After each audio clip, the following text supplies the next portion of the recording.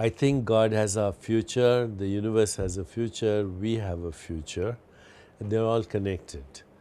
As I said many times, God is our highest instinct to know ourselves. We have questions like, why do we exist? What is the meaning of existence? What is the meaning of death? Do we have a soul? And if God exists, does God care about us? Because if this God is this infinite void of nothingness that is, mechanically spewing out the universe like a fountain that's gushing water, who cares if it doesn't matter to me? Do I have a connection to this source? And I think God has a future if we actually understand what I call the religious experience.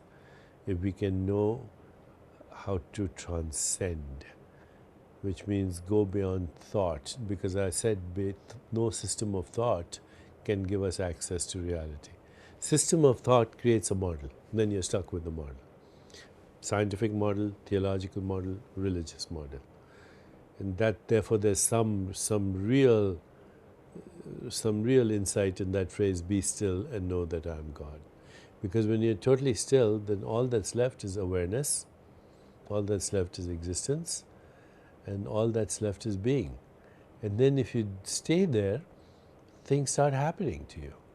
You can transcend. But in spiritual traditions, if you ask yourself, who am I? And then wait for a response.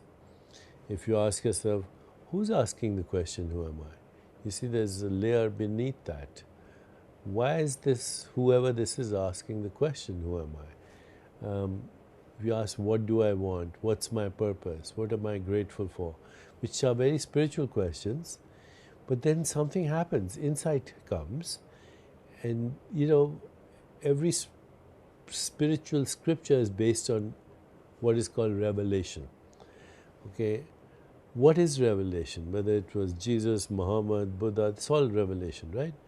What is revelation? And if you ask people what is revelation, they say revealed truth. No, not scientists, but people who have had the experience or studied theology. It's revealed truth that comes to you from an invisible domain.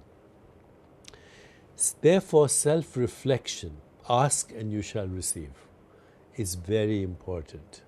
And don't ask for a Mercedes or a beautiful house.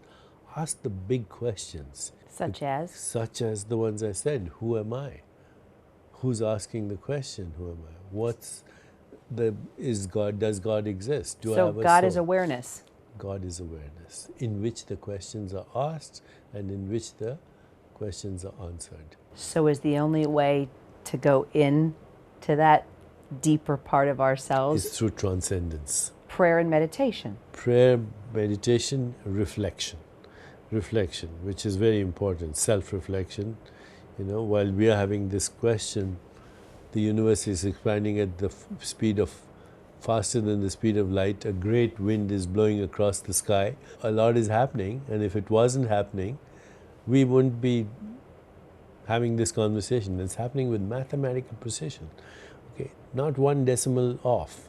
It's wild, actually, when you think of it. Science has made the universe more mysterious than ever.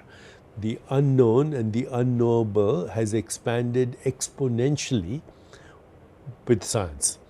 So, science has increased the possibilities of God. Science has magnified the magnificence of God, because non-local is another word for saying omnipresent, omnipotent, omniscient. It's everywhere. Energy is everywhere. Matter is everywhere, and organized information is everywhere. That's another way of saying omniscient, omnipotent, omnipresent.